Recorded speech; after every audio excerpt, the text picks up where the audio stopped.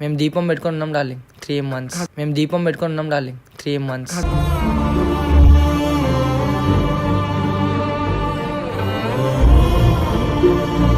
ఇప్పుడున్న ట్రెండింగ్ లా చాలా మంది దగ్గరకు వచ్చి పోయారంటారు. అలా గురించి ఒక్క మాట. మన నిఖిలోడైన ఐడియా ఉంది. కొట్లాట. మా డాడీ 3 months జైల్లో ఉన్నాడు.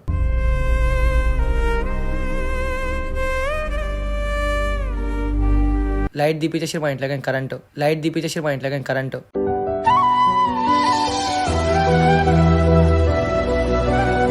అలా ఛాయ్ అమ్మేసి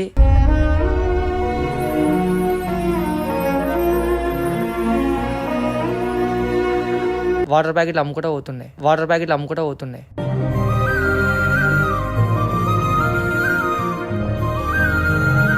హ్యాండ్ ఇరిగిపోతే 1 hand తోనే యాక్టివా మీద యాదగిరిగుట్టకి పొద్దున మార్నింగ్ వచ్చేసిన 6కి ఫస్ట్ సెషన్ కలిసిన. Hello guys, welcome back to our channel sure rock.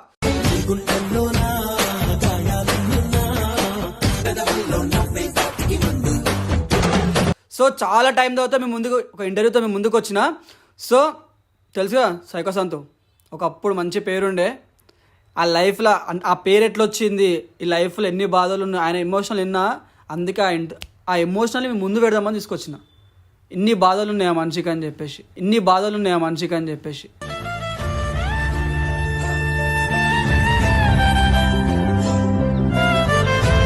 సోసగా అనుకుందాం. బాయ్ ఎంతమంది ఉంటారు బాయ్ ఇంట్లో నేను, మమ్మీ, డాడీ, చెల్లె, అంతే నలుగురు. 4 మెంబర్స్. ఈ సైకో సంతు అని ఈ పేరేలా వచ్చింది? ఈ పేరు ఎట్లా అంటే డార్లింగ్, మనం టిక్ టాక్ ఉన్నప్పుడు నెక్లెస్ మీద పోయి చిన్న షోలు చేసి చేసినాం. టిక్ టాక్ లో ఉన్నప్పుడు టిక్ టాక్ లో యూజ్ చేసిన వాళ్ళకి తెలుసు, ఫేమ్ ఉన్న వాళ్ళకి. అంటే షోలు అంటే ఎట్లా బాయ్ అంటే ఇక వాళ్ళకి ఏమైనా ప్రాబ్లం అయితే మనం హెల్ప్ చేయడం అని కొట్లాట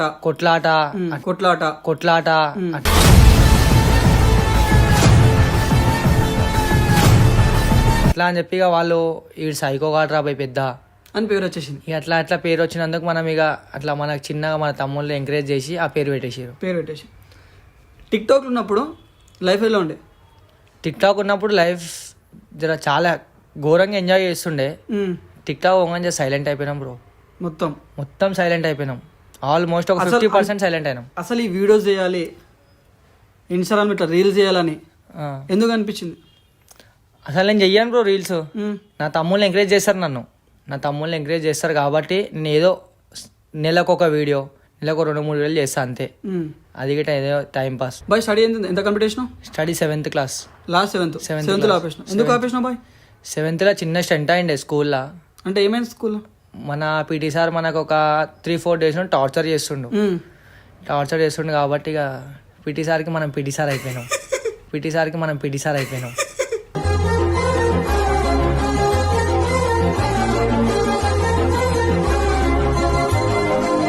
స్కూల్ సార్నే కొట్టేసినావా? పీటీ సార్ని కొట్టేసినావా?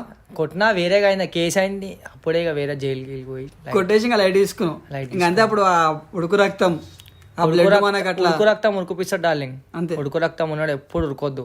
అవి ముందు ఇంకా తీసుకొస్తా. మేము ముందు ఇంకా కొన్ని ఉన్నాయి చూసి, అరే ఈ లైఫ్ ఎందుకని నేర్చుకోండి బాయ్. ఎప్పుడన్నా లైఫ్లో అరే ఈ రోజు నేను ఎందుకు బతుకున్నా, అసలు ఎందుకు పుట్టినా, అసలు ఎందుకు చచ్చిపోవాలి, లైఫ్ వద్దు అని అనిపించింది ఎప్పుడన్నా? అనిపించింది డార్లింగ్. ఎప్పుడు?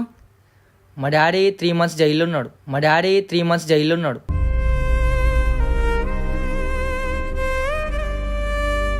అసలు డాడీ ఎందుకు జైలుకి వెళ్ళింది బాయ్ ఆ టైంలో? డాడీ అప్పట్లో పాత రౌడీ షీటర్ డార్లింగ్. అట్లా అని చెప్పిన చిన్న కేసుల వల్ల ఆయనకి సడన్ గా పీడియాట్ వేసేసాడు. సంవత్సరం వేసేసరికి ఇక మేము ఏం చేయలేకపోయినాం. ఇక్కడ పొలిటీషియన్ తో మాట్లాడి, ఇక్కడ వాళ్ళతో వీళ్ళతో మాట్లాడి, ఆ బాధలు వేరేగా ఉంటాయి. 3 months మనం రెంట్ హౌస్లో ఉండే. అక్కడ సడన్ గా ఇక ఆలీలు ఇల్లీగల్ అట్లా చేసి లైట్ దీపించేసి మా ఇంట్లో కరెంటు.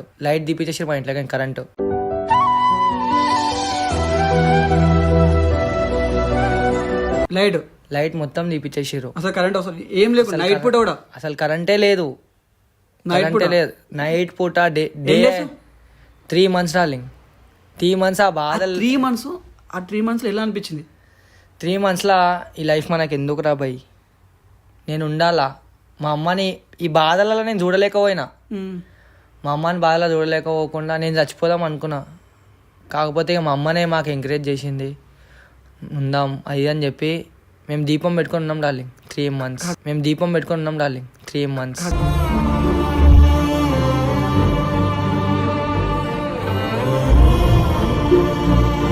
డాడీ 1 year జైల్లో ఉన్నాడు.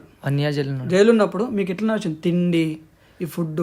తిండి ఎట్లా అంటే డార్లింగ్, రూమ్ కిరాయి? నేను చిన్నప్పుడు కాచిగూడ స్టేషన్ ఏజ్ లో నేను ఒక 14-15 years 14-15 years చాలా చిన్న. 14 years ఉన్నా. అప్పటికి ఇక మా మమ్మీని నేను బాధ పెట్టలేకుండా ఇంట్లో ఛాయ్ చేసుకొని కాచిగూడ స్టేషన్కి నడుచుకుంటూ వెళ్తుండే. ఆడ ఛాయ్ అమ్మేసి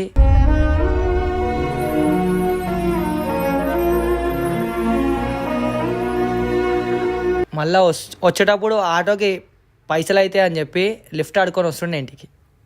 ఆ సిచ్యువేషన్ నుంచి నేడున్నా. చూసిరా, ఛాయ్ అమ్మినంట ఇంట్లో 3 months కరెంట్ లేకుండా. 3 months దీపం పెట్టుకొని ఉన్నాం డార్లింగ్. అంటే కాలం చేసి మొత్తం ఇదంతా మా మీద కుట్ర. వీళ్ళు ఎదగొద్దు, ఇప్పటికి మా మీద అవే కళ్ళున్నాయి. వీళ్ళు ఎదగొద్దు అని చెప్పి వాళ్ళేం బయట వాళ్ళు ఏం కాదు, మన ఫ్యామిలీ వాళ్ళే. వీళ్ళు ఎదగొద్దు, వీళ్ళని దొక్కాలి, చాలా చేపిస్తారు. కాకపోతే మన దగ్గర దూల్పేటలో గణేషులు అమ్ముతారు, ఐడియా ఉందేమో నీకు? గణేషులు అమ్మినప్పుడు నెత్తి మీద అది మన థర్మాకోల్ పెట్టుకొని దాంట్లో వాటర్ ప్యాకెట్స్ 1 rupee కొంటుండే, 3-4 rupeesకి. ఇక ఎట్లుంటుంది దూల్పేట అంటే పబ్లిక్ క్రౌడ్ ఫుల్ ఉంటుంది గణేష్లలో. నెత్తి మీద పెట్టుకొని వాటర్ ప్యాకెట్లు అమ్ముకుంటూ పోతుండే.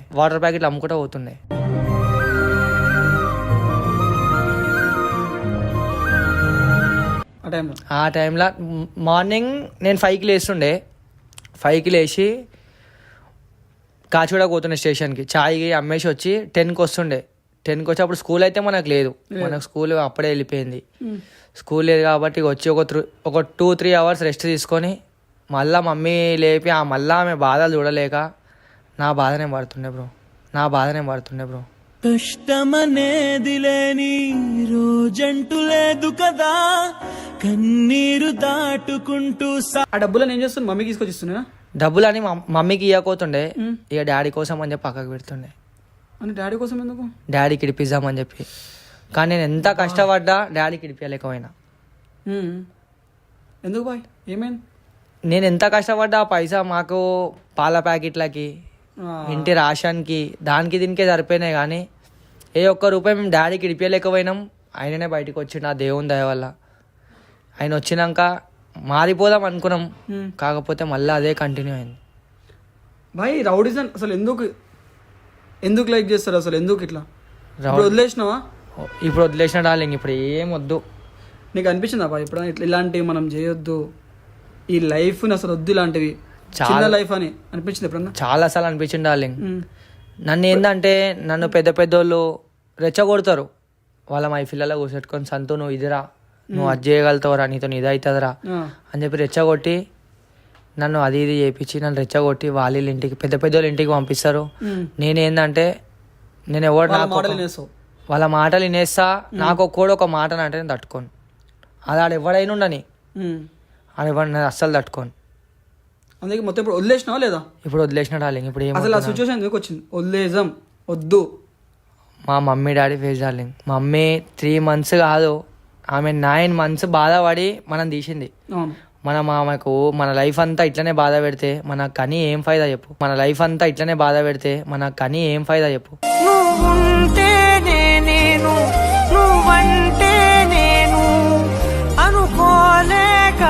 చూసుకుంటున్నావు లేదా బాయ్ అమ్మని?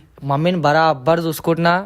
నేను నా లాస్ట్ డెత్ దాకా ఆమెను బరాబర్ ఆమె ముఖం మీద చిరునవ్వు చూపిస్తా.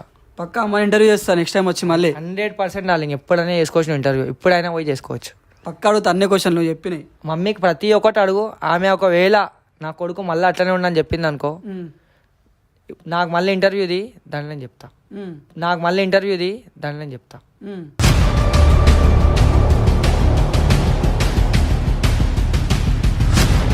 ఎప్పుడైనా యాక్సిడెంట్ అయిందా లైఫ్లో? యాక్సిడెంట్ రీసెంట్గా అయింది డార్లింగ్. ఒక 7 or 8 months బ్యాక్ అయింది. అది చాలా ఘోరంగా అయింది. ఎట్లా? ఎంత తాగి పోయారా? తాగున్నాం ఏదో లైట్గా, అదేదో మేము అనుకోలేకుండా పోయినాం. ఒక వ్యక్తి కోసం పోయినాం కానీ ఆ వ్యక్తి మేము సగంలోనే వేరేగా అయిపోయినాం. నేను మన నిక్లోడియన్ ఐడియా ఉంది, నిక్లోడియన్ మన మిట్టు యాదవ్ ఇట్లా మన బ్రదర్స్ అంతా అది మన దగ్గరకు వచ్చారు. ఇట్లా పోదాం డిఎల్ఎఫ్కి అని చెప్పి పోతున్నాం. మెహందీపట్నం కాడ అదేదో బై మిస్టేక్ అయిందో ఆ దేవునికి తెలుసు, మనకు కావాలనేందో. మెహందీపట్నం కాడ డివైడర్కి గుర్తుతే బండి 3 పల్టీలు తిన్నది. మెహందీపట్నం కాడ డివైడర్కి గుర్తుతే బండి 3 పల్టీలు తిన్నది.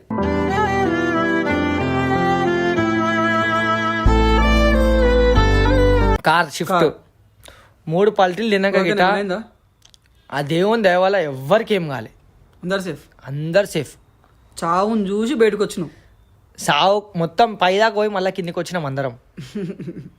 అది మేము మర్చిపోలేని రోజు. అంటే తాగి డ్రైవ్ చేయొచ్చా, అట్లా గ్యాంగ్తో పోవచ్చా, కొంతమందికి ఇన్స్పిరేషన్. ఫస్ట్ ఆఫ్ ఆల్ అయితే ఎవరు తాగి డ్రైవ్ చేయొద్దు. అక్కడ తాగి ఎవరు డ్రైవ్ చేయకండి. కార్లో ఎంతమంది అవుతారు, 4 మెంబర్స్ 5 మెంబర్స్ అంతే మంది కూర్చోవాలా, ఎక్కువ మంది అసలు కూర్చోకండి. మాకు అయింది కాబట్టి నేను చెప్తున్నా, మాకు అయినట్టు ఎవ్వరికి కావద్దని నేను కోరుకుంటున్నాను.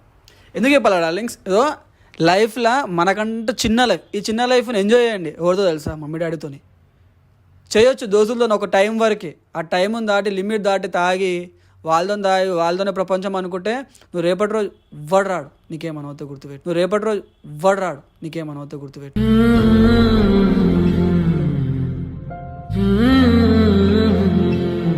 ఎంజాయ్ చేయి, లిమిట్స్ మెయిన్. మన లైఫ్లో అమ్మా నాన్న అంతేనా కదా? అంతే డార్లింగ్. నీకు ఎప్పుడు అనిపించిందా, నీకు అది సర్కిల్ మంచిగా జరిగింది అవునా ఈ లైఫ్లో? అరే ఇంతగానం ఎంజాయ్ చేసినా ఎప్పుడన్నా నీకు ఏమైనా అవుతే ఏ రోజున ఎవడన్నా వచ్చిండా?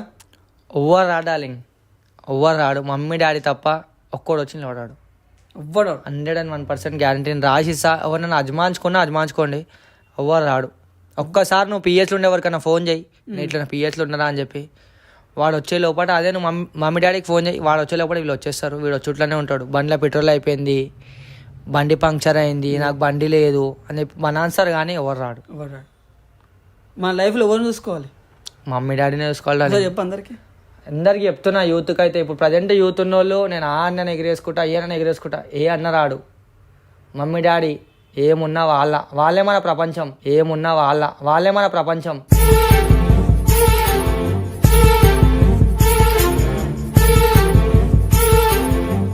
అంతే.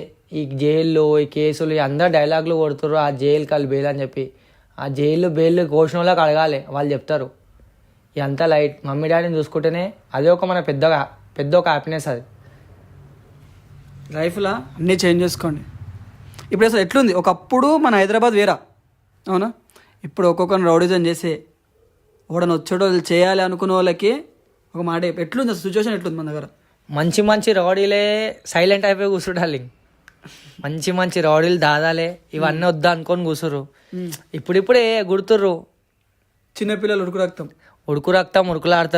ఉరుకులాడి మళ్ళీ మన ఏజ్కి వచ్చేదాకా ఆలిగిటి ఇదే పని చేస్తారు.